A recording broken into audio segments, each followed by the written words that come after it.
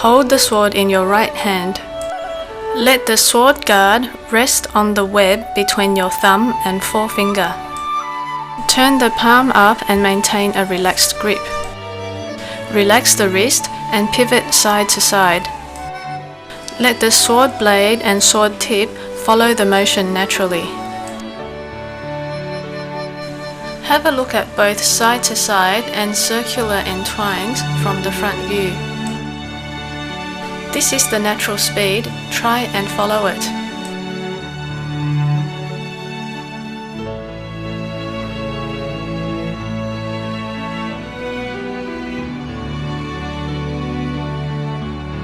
Hold the sword in your right hand and bring it next to the right of your waist with palm side facing up. Extend the right arm to thrust the sword towards an imaginary center line in front. Keep the palm facing up as you thrust.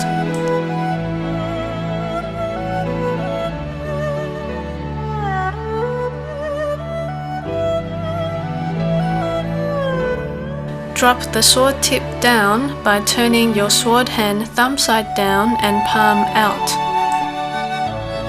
Rotate your wrist to make the sword tip point back, up, and then point to the front.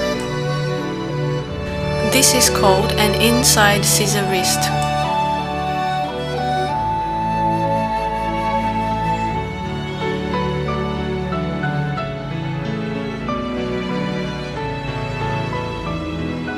Repeat again. Drop the sword tip down, then point it back, up, and point in front.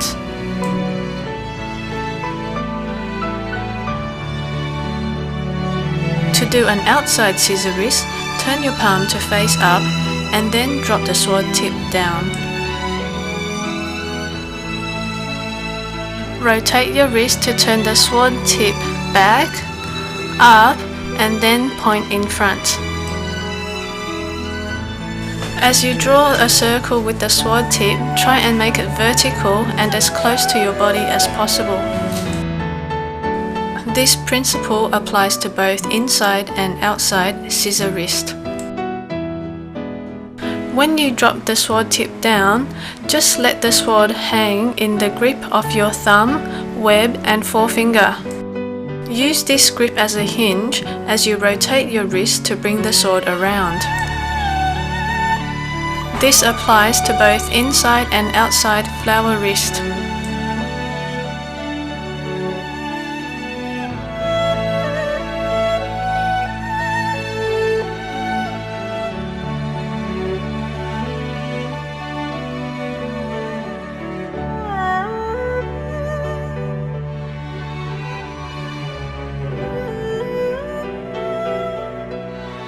Movement 1. 3 rings embrace the moon.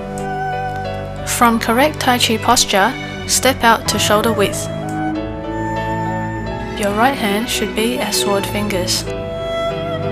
Raise your arms slowly, keeping your shoulders naturally relaxed. Block the sword to the right corner and press sword fingers down. As you shift weight to the right, bring sword fingers to shoulder height and point the sword handle to your right elbow. Your left foot should be drawn in on toes. As you step out to bow stance, brush the sword past your knee and push the sword fingers forward. Continue to cross step forwards with the right foot. Turn sword fingers palm up and thread the sword over the right arm, pushing forwards. Continue to circle sword fingers down and back as left foot step forward, then push through with the sword fingers. Let's look at this movement from a different angle. As you raise arms, make sure that the sword is comfortably next to the lower part of your left arm. As you block the sword, bend your knees and sink down. Look at the direction of your block. Shift all your weight to the right leg, then step out with your left heel and get ready to form a bow stance as you brush knee and push through with sword fingers. Make sure your front knee is not beyond the toes. As your right foot cross steps forward, Make sure you land softly and that the right foot lands opened. Coordinate the left foot step with the raising of the right arm. Push sword fingers forward past the ear onto the sword handle, ready to take over the sword. Let's have a look from the back. Relax lower back and shoulders.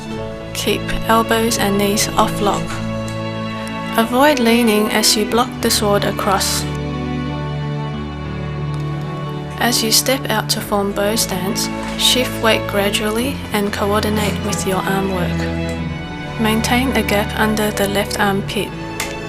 Thread sword over right arm and push through.